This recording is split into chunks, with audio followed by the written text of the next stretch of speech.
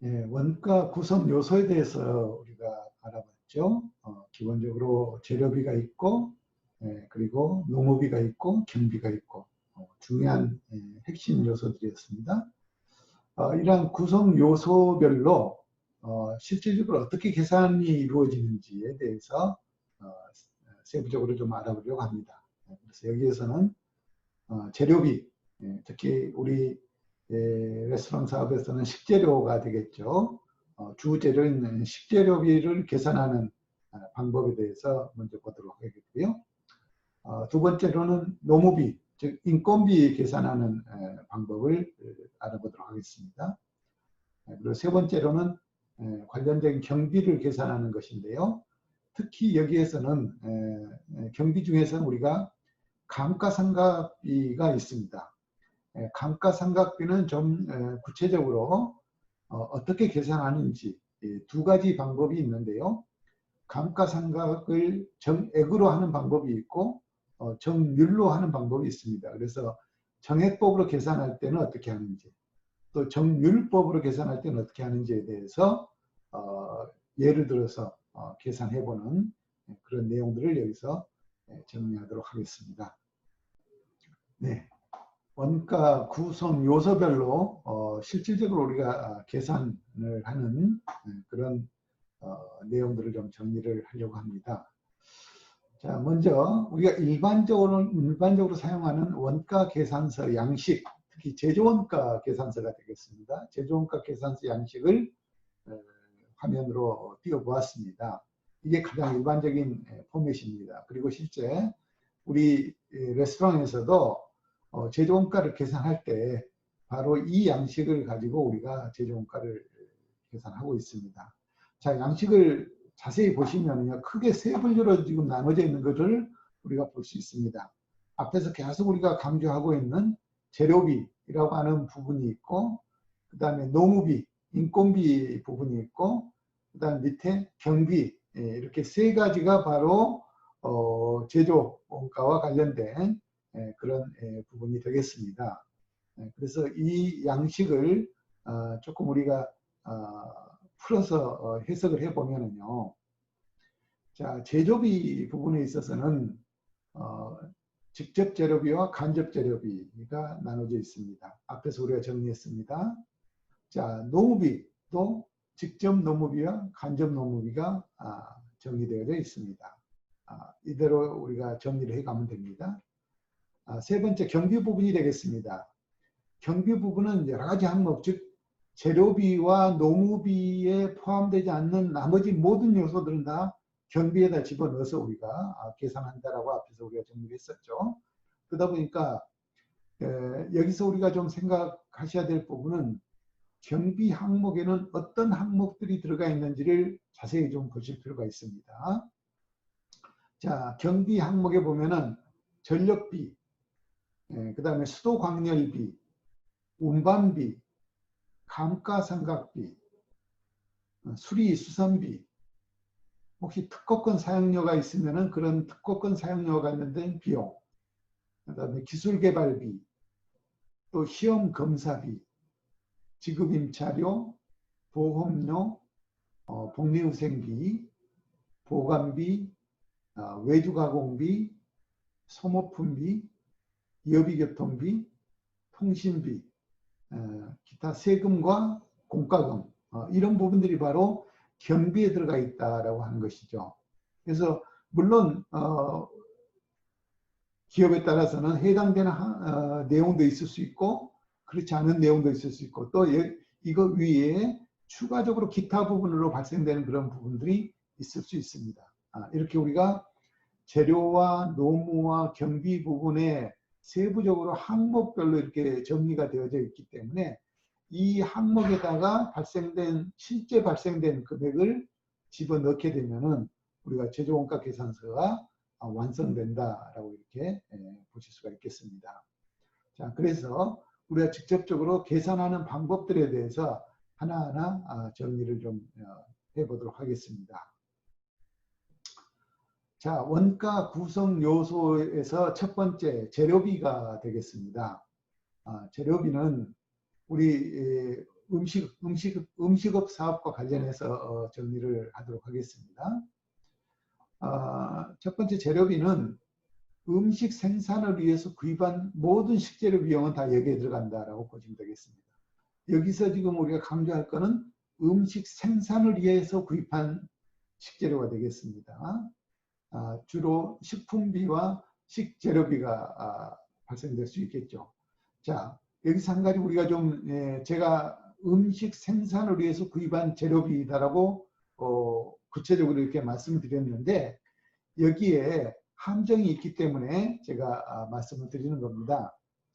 일반적으로 우리가 음식 사업을 개인적으로 자영업 형태로 하시다 보면은 식재료를 구입을 했는데 식재료를 구입해 가지고 우리가 메뉴를 만들어서 판매를 하는 재료로도 사용이 되지만은 또 그 중에 일부는 우리 구성원들, 즉 나를 포함한 우리 직원들과 같이 식사를 하기 위해서 구입했던 식재료 중에 재료의 일부를 사용을 해서 우리가 오늘 식사하는 재료로 썼다.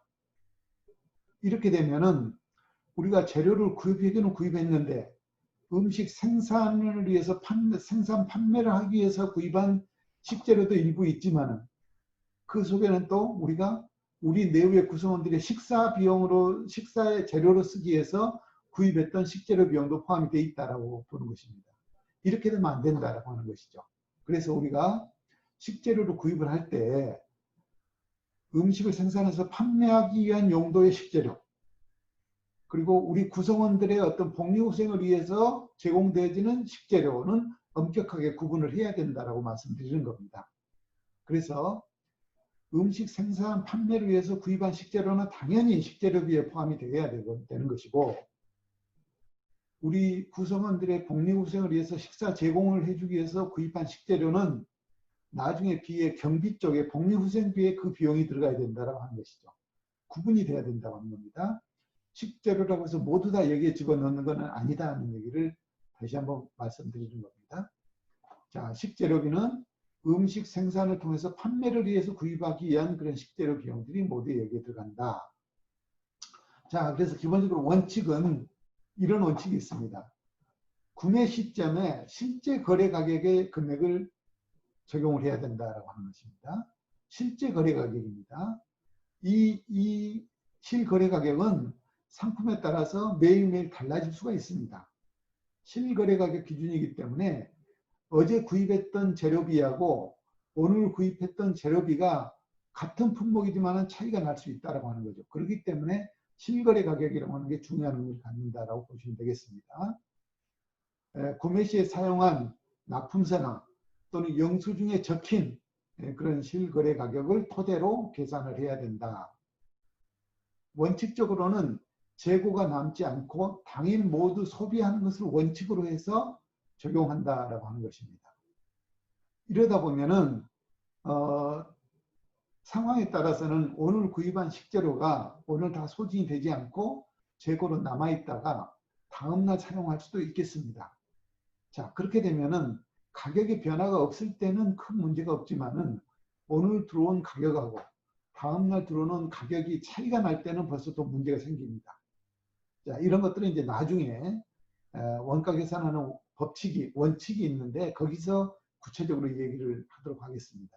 중요한 거는 모든 재고는, 모든 식재료는 재고가 남지 않고 당일 소진을 원칙으로 한다라고 하는 이 부분이 중요하다는 걸 먼저 말씀드리겠습니다. 또 세 번째, 남는 재고에 대한 가감은 할 수가 없고 메뉴별 식재료비 계산이 어려워진다라고 하는 거죠. 그렇기 때문에 식재료가 남게 되면은 또 부족하게 되면은 사실 원가 계산에 여러 가지 어려운 점들이 발생이 되게 됩니다. 그런 것들을 지금 얘기를 하는 겁니다. 그래서 우리가 식재료비를 계산할 때는 원칙이 반드시 생산을 통해서 판매하는데 사용되어지는 재료 비용만을 의미한다는 것, 첫 번째.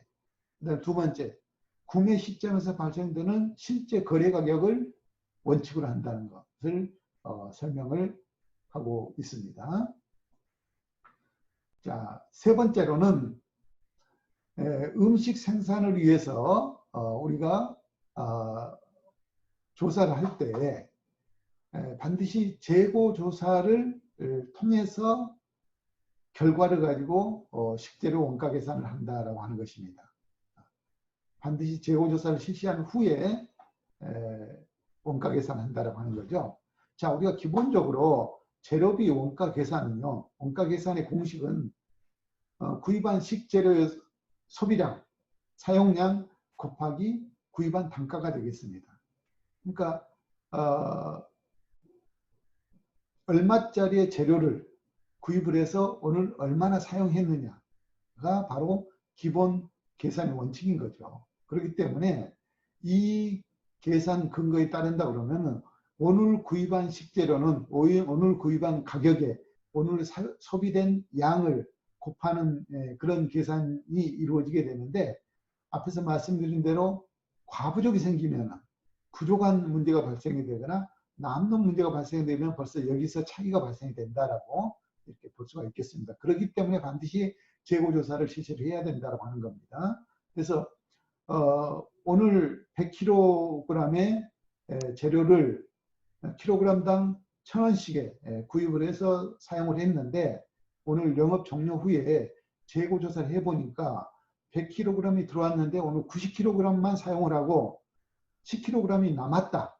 그러면은 오늘 원가 계산은 90kg 실제 사용한 양을 가지고 계산해야 된다고 하는 것이죠.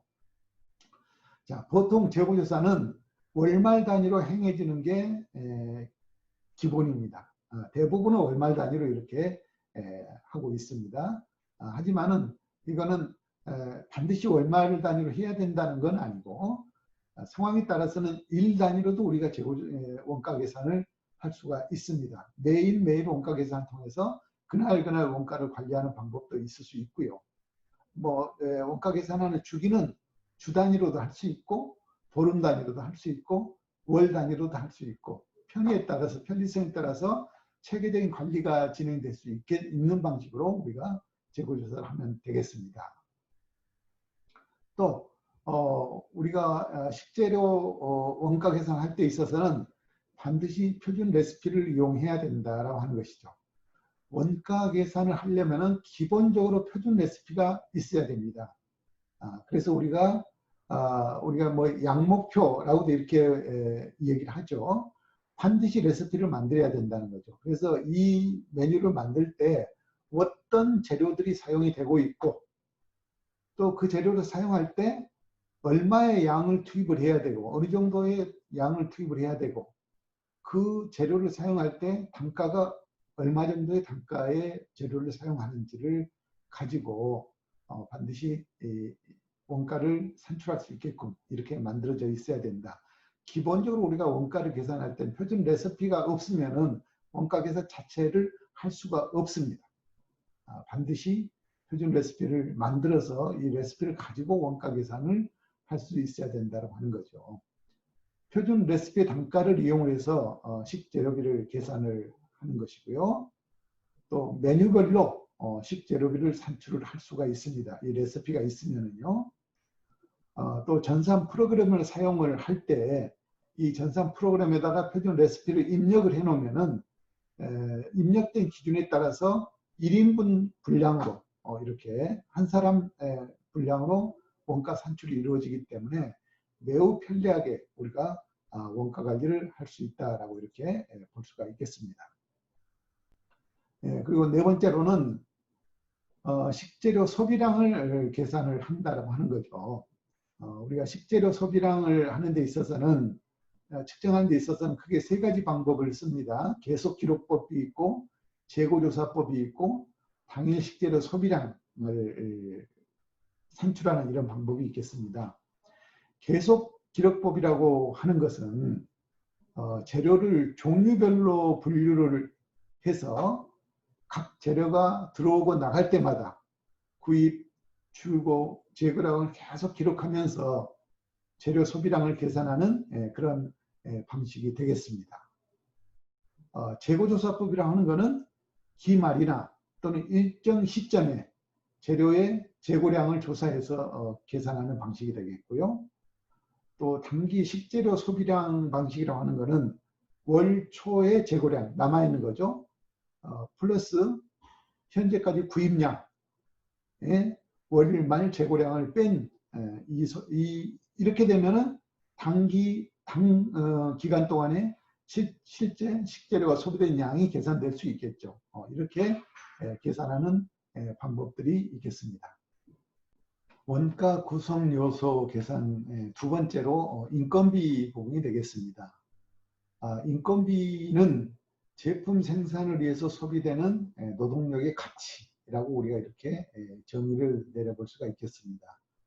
그래서 여기 인건비에는 지급 임금이 있을 수 있고 또 소비되는 임금이 있고 그 다음에 소비 임률 이렇게 세 가지가 정의될 수가 있겠습니다.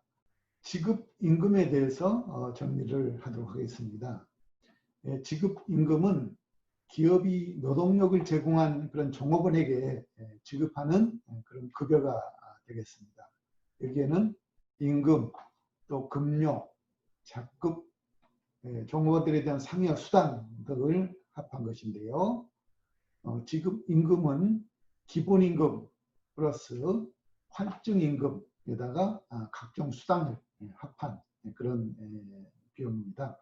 여기서 활증임금이라고 하는 것은 초과 근무 시간에 또 야간, 휴일 등의 추가 근로 시간에 지급되는 그런 임금이 될 텐데요.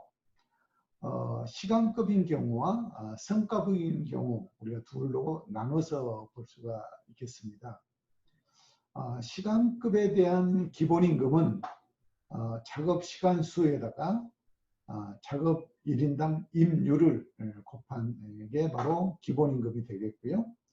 성과급인 경우에는 생산량에다가 제품 한 단위당의 임률을 곱한 게 성과급에 대한 지급임금이 되겠습니다. 여기서 임률이라고 하는 것은 단위 시간당 생산량과 관련된 임금의 비율을 우리가 임률이다라고 이렇게 정의를 내리고 있습니다. 두 번째, 소비임금이 되겠습니다. 소비임금은 제품의 제조 원가 계산에 필요한 그런 인건비를 산정하는 것으로 특정 제품 제조에 소요되는 작업의 시간 수에다가 소비임률을 곱한 게 바로 소비임금인데요. 여기서 소비임률이라고 하는 것은 원가 계산 기간 동안의 임금의 총액을 그 기간의 총 작업 시간 수로 나눈 것을 우리가 소비임률이다라고 이렇게 정리를 할 수 있겠습니다.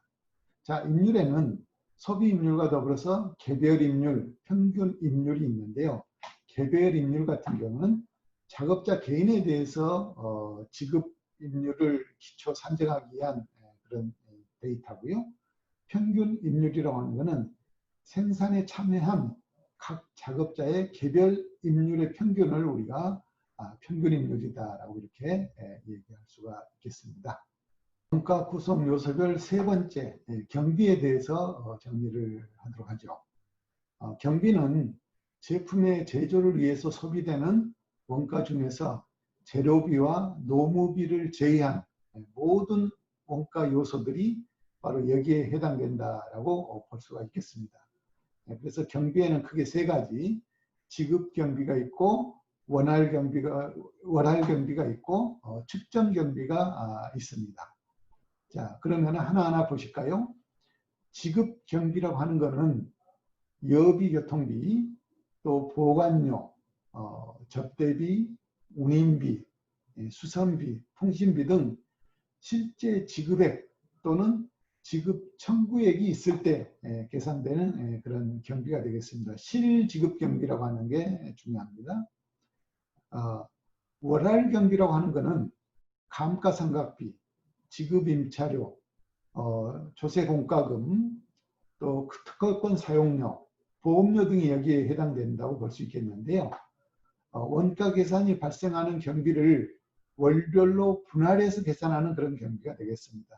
매월 정기적으로 발생되는 그런 비용들이 바로 월할 경비가 되겠습니다. 측정 경비는 전력비, 가스료, 수도 광열비 같은 것들이 바로 측정 경비에 해당된다고 보는데요. 그달 사용량을 측정을 통해서 측정 계기를 통해서 사용량이 정확히 산출되고 그 사용량에 따라서 비용이 발생하는 게 바로 측정 경비다라고 이렇게 볼 수가 있겠습니다. 감가 구성 요소 경비 계산 중에서 감가상각비에 대해서 정리를 해보도록 하겠습니다. 감가상각이라고 하는 것은 고정자산의 소모 또 손상에 의해서 가치의 감소를 연도에 따라 할당하고 계산을 해서 자산 가격이 감소시켜 나가는 것을 경비로 처리하는 이런 것을 우리가 감가상각이다라고 이렇게 정리를 할 수가 있겠습니다. 그래서 실제 감가상각비는 감액되는 금액을 바로 감가상각이라고 이렇게 얘기를 하는데, 이러한 감가상각을 하는 계산 방법에는 두 가지 방법이 있습니다. 정액법과 정률법이 있는데요. 정액법이라고 하는 것은 매년 일정 금액이 감가상각이 되는 그런 계산 방식이 되겠습니다. 일정 금액이 계속해서 똑같은 금액들이 일정 금액이 빠져나가는 것이 바로 정액법이고요. 정률법이라고 하는 것은 매년 일정 비율, 여기서 삼각률이라고 얘기하죠. 일정 비율을 곱해서 산출한 금액이 상각되는 것을 우리가 정률법이다라고 이렇게 보겠습니다. 그래서 특징은 정액법 같은 경우는 일정 금액이기 때문에 첫 해부터 끝나는 해까지 금액이 일정하게 똑같습니다. 반면에 정률법은 일정 비율, 상각률로 계산하기 때문에 초기에는 굉장히 상각률이 높기 때문에 금액이 많고 해가 갈수록 금액이 줄어드는 이런 형태로 이루어진 걸 우리가 정률법이다라고 이렇게 정리를 할 수가 있습니다. 그러면은 정액법에 대해서 알아볼까요? 감가상각 계산 정액법이라고 하는 것은 고정자산의 감가총액을 내역연수로 균등 할당하는 그런 방식이 되겠습니다. 여기서 내역연수라고 하는 것은 고정자산이 마모 또는 성능 등의 노후 등으로 인해서 사용이 불가능해지는 기간을 우리가 내용연수다라고 이렇게 얘기합니다. 일반적으로 내용연수들은 법에 규정이 되어져 있습니다. 매년 감가상각액을 구입할 때는 구입가격에서 잔존가격을 뺀 차액을 내용연수 기간으로 나누면은 매년 감가상각 금액이 얼마 정도 되는지를 우리가 계산해 낼 수 있다고 하는 것이죠. 우리가 정액법으로 감가상각을 하는 그런 방식을 계산을 통해서 보도록 하겠습니다. 자, 조건이 이렇게 되어 있습니다. 오븐을 우리가 구입했는데 이 오븐에 대한 감가상각을 정액법으로 하려고 합니다. 그랬을 때 감가상각 금액을 어느 정도로 해야 되는지를 계산하는 방법이 되겠습니다. 자, 오븐을 우리가 800만 원에 구입을 했습니다. 800만 원에 구입을 했고요. 잔존 가격은 70만 원이 된다고 합니다. 내용연수를 10년으로 봤습니다. 무슨 얘기냐면 800만 원짜리 오븐을 구입을 해가지고 10년 동안 쓸 수 있다라고 보는 것이죠. 10년 동안은 성능이나 이런 것들이 전혀 문제없이 쓸 수가 있다. 그래서 10년이 지나고 나면은 이 기계는 이제 사용을 중지하고 폐기 처분할 텐데 그때 남아있는 잔존 가격이 70만 원 정도가 남을 것이다. 이런 조건으로 우리가 감가상각을 할 때 정액으로 감가상각을 한다고 그러면은 얼마 정도로 감가상각을 매년 해야 되느냐를 계산하는 방법이 되겠습니다. 자, 그러면은 앞에서 우리가 공식을 보았지만은 최초 구입값에 800만 원에서 잔존가액을 빼는 것이죠. 70만 원을 뺍니다. 800만 원에서 70만 원을 빼고 내용연수가 10년이기 때문에 이거를 10으로 나누면 1년에 73만 원씩이 감가상각 금액이 나온다라고 하는 것입니다. 매년 10년 동안 73만 원씩 매년 감가상각을 처리해 나가면 된다라고 하는 것이죠. 이걸 우리가 매달 원가 계산을 하는데 원가 계산을 할 때 이 감가상각을 매달 얼마씩 계산할 거냐를 보면은 다시 73만 원, 이거는 1년에 73만 원이 떨어져 나가는 거니까 73만 원을 나누기 12, 12달로 하면은 한 달에 얼마씩 이렇게 정액으로 감가상각 비용을 처리하면 된다라고 볼 수가 있는 것이죠. 자, 이렇게 정액법은 최초 구입 가격에서 잔존 가격을 빼고 그 차액을 내용연수 기간 동안 나누면은 매년 얼마씩 이렇게 잔존가액이 감가상각 금액이 나오고, 이 금액은 첫 해부터 10년 동안 똑같은 금액으로 계속 떨어져 나가 계산하면 된다라고 이렇게 보시면 되겠습니다. 감가상각 계산 두 번째로 정률법이 되겠습니다. 정률법은 구입 가격에서 감가상각비 누계를 차감한 금액에 매년 일정한 비율, 즉 상각률이죠. 매년 일정한 비율을 곱해서 산출한 금액을 상각하는 그런 방식이 되겠습니다. 내용 연수가 경과함에 따라서 금액이 계속해서 줄어드는 이런 특징을 가지고 있다라고 볼 수가 있는 것이죠. 그래서 감가상각비 계산은 미상각 잔액에다가 상각률을 곱하고요. 여기서 미상각 잔액이라고 하는 것은 구입 가격에서 감가상각비 누계액을 뺀 차액이 바로 미상각 잔액이 되겠습니다. 감가상각 정률법을 계산을 해보도록 하겠습니다. 다음과 같은 조건인데요. 장부가액 최초 구입 가격이 1,000만 원입니다. 1,000만 원에 구입을 해서 5년 동안 감가상각을 한다는 얘기입니다. 5년 동안 감가상각을 하고 감가상각률은 40%로 보겠다는 얘기죠.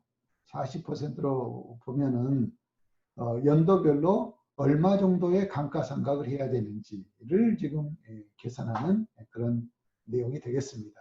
자, 우리가 앞에서도 정리를 해보았죠. 앞에서 정리를 해봤을 때 감가상각은 미상각액 잔액에다가 상각률을 곱하는 그런 방식이 되겠습니다.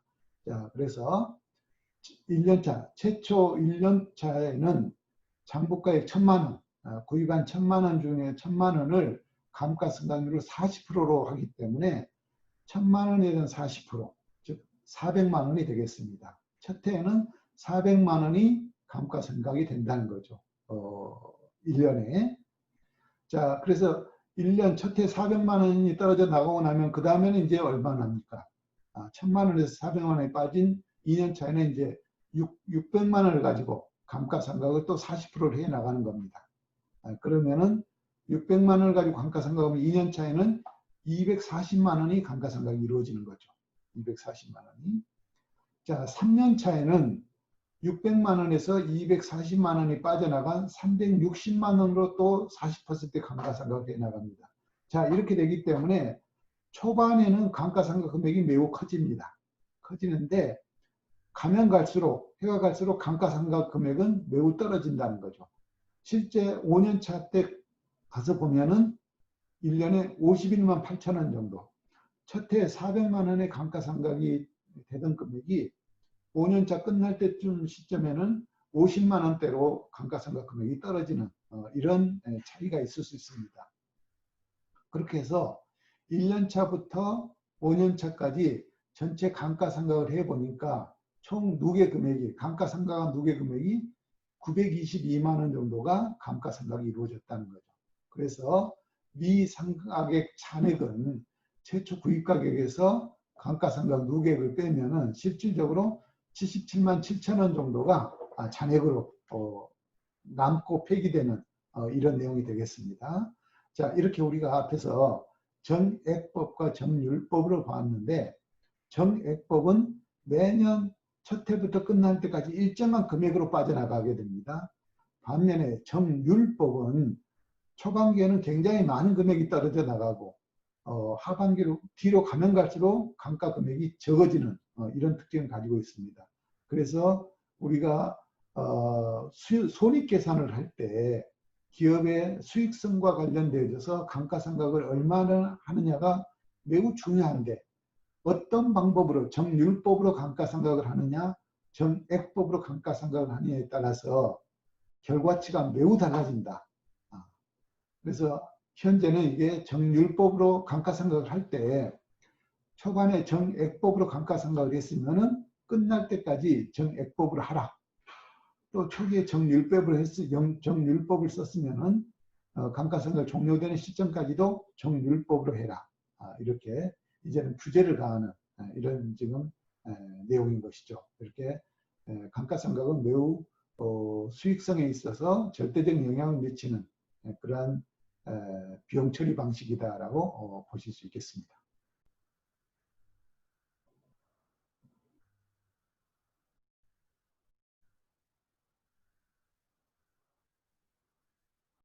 원가 구성 요소별 계산 방식에 대해서 우리가 정리를 해봤습니다. 이 부분을 다시 한번 좀 요약 정리를 하도록 하겠습니다. 우리가 구성 요소별로 처음에 식재료비 계산하는 방식에 대해서 정리를 해보았습니다. 식재료비를 계산할 때는 몇 가지 원칙이 있다라고 말씀드렸는데 첫 번째가 음식을 생산해서 판매를 하기 위해서 구입한 식재료 비용만을 산정을 해야 된다라고 말씀드렸죠. 그래서 반드시 생산 판매에 관여된 재료를 산정을 해야 된다. 두 번째로 구매하는 시점에서 실거래 가격을 이용을 해야 된다는 것이었습니다. 구매 시 사용했던 납품서나 영수증에 적힌 실거래 금액을 토대로 계산하라는 얘기고 또 재고가 남지 않고 당일 소비되는 걸 원칙으로 해야 된다라고 하는 것이었고 남은 재고에 대한 가감을 할 수가 없고 메뉴별로 식재료 관리가 그렇게 용이하지는 않다라고 말씀드렸죠. 그리고 우리가 재료비로 원가 계산할 때는 반드시 필요한 게 있었죠. 표준 레시피가 되겠습니다. 반드시 표준 레시피를 가지고 계산을 해야 된다는 것이었죠. 표준 레시피의 단가를 이용을 해서 식재료를 계산을 해야 되고 메뉴별로 식재료비를 산출할 수가 있고 또 전산 프로그램을 활용할 때는 표준 레시피를 전산 프로그램에다 집어넣어서 1인 분량 기준으로 이렇게 우리가 원가 계산을 하면 된다라고 말씀을 드렸습니다. 또 식재료비 원가 계산을 할 때는 재고조사 이후에 원가 계산을 해야 된다는 거죠. 그리고 원가 계산은 기본적으로 당일 사용된 식재료 소비량, 사용량 곱하기 단가를 계산하는 것이고요. 보통은 우리가 원가 계산은 월 단위로 행해지는 걸 원칙으로 하고 있는데 반드시 월 단위로 해야 된다는 건 아닙니다. 이렇게 우리가 식재료비 계산에 대해서 정리를 해보았습니다. 또 우리가 식재료비 소비량을 측정할 때도 세 가지 방법을 쓸 수 있다고 그랬습니다. 계속기록법. 재료를 계속 사용할 때마다 구입하는 거, 출고량, 재고량을 계속 기록을 해서 소비량을 측정하고 계산하는 방식이 되겠습니다. 두 번째로는 재고조사법이 되겠습니다. 기말이나 일정 시기에 재료의 재고량을 조사해서 계산하는 방식. 또 단기 식재료 소비량 방식이죠. 이거는 월 초의 재고량에다가 일정 기간 동안의 구입량을 합해서 현재 남아있는 재고량을 차익을 빼면은 실제 사용한 양이 나오기 때문에 그 양을 기준으로 우리가 원가 계산을 한다라고 이렇게 정리를 해보았습니다. 두 번째로는 원가 구성 요소와 관련돼서 인건비 부분을 정리를 했었습니다. 인건비라고 하는 것은 제품 생산 위해서 소비되는 그런 노동력의 가치라고 우리가 정리를 했었죠. 그래서 크게 세 가지가 있었습니다. 지급임금이 있었고 소비임금이 있었고 그리고 소비임률이 있었다라고 이렇게 얘기를 했습니다. 여기서 지급임금이라고 하는 것은 기업이 노동력을 제공한 종업원들에게 지급하는 각종 임금이나 급료 또 각종 수당 이런 것들을 합한 것을 우리가 지급임금이다라고 이렇게 했습니다. 지급임금에는 활증임금이 있는데 활증임금이라고 하는 것은 초과수당, 야간수당, 휴일수당 이런 것들인 것이죠. 그리고 소비임금에 대해서도 설명을 드렸습니다. 소비임금이라고 하는 것은 제품의 제조원가 계산에 필요한 그런 인건비를 산정하는 것으로서 특정 제품 제조에 소요되는 작업 시간 수에다가 소비 임률을 곱한 게 바로 소비 임금이다라고 이렇게 얘기를 했습니다. 여기서 소비 임률이라고 하는 것은 원가 계산 기간 동안에 소비된 인건비 원가를 계산하기 위한 그런 방식으로 임금 총액을 계산 기간 동안의 임금 총액을 그 기간 동안의 총 작업 시간 수로 이렇게 나눈 것이 바로 소비임률이다라고 이렇게 정리를 했습니다. 원가 구성 요소 세 번째로 경비에 대해서 정리를 했습니다. 우리가 경비라고 하면은 제품의 제조를 위해서 소비되는 원가 중에서 재료비하고 노무비를 제외한 나머지 모든 원가 요소를 우리가 경비다라고 이렇게 정리를 했습니다. 그리고 경비에는 지급 경비가 있고 월할 경비가 있고 측정 경비가 있다라고 이렇게 정리를 했죠. 지급 경비라 하면은 여비 교통비, 또 보관료, 접대비, 운임비, 수선비, 통신비 등 실제 지급액 또는 지급 청구액이 있을 때 계산되는 그런 경비죠. 월할 경비라고 하는 것은 감가상각비, 지급임차료, 조세공과금, 특허권 사용료, 보험료 등 이렇게 월 단위로 월별로 분할해서 계산되는 경비를 우리가 월할 경비다라고 이렇게 정리를 했습니다. 또 측정 경비라고 하는 것은 전력비, 가스료, 광열소비와 같이 그달의 사용 금액을 측정을 통해서 발생하는 비용 이런 것들 우리가 측정 비용이다라고 이렇게 정리를 해보았습니다. 자, 이런 비용 중에서도 우리가 감가상각비에 대해서 정리를 했습니다. 감가상각비라고 하는 것은 고정자산의 소모, 손상에 의해서 가치의 감소가 연도에 따라서 이렇게 할당해서 감소시켜 나가는 것. 이걸 우리가 감가상각이다라고 얘기를 했고요. 감가상각에는 정액법과 정률법 두 가지 방법이 있다라고 말씀드렸죠. 정액법은 매년 일정액의 감가상각을 계산하는 것이고 연 단위로 금액이 똑같습니다. 정률법은 매년 일정한 감가상각률을 곱해서 산출하기 때문에 매년 금액이 달라진다고 하는 것이었죠. 그래서 실제 우리가 정액법과 정률법의 계산을 해보았었습니다. 특히 정액법 같은 경우에는 금액이 일정한 걸 우리가 봤었고 정률법은 초기에는 굉장히 감가상각 금액이 커지는 데 비해서 뒤로 가면 갈수록 감가상각 금액이 줄어드는 것을 볼 수가 있었습니다.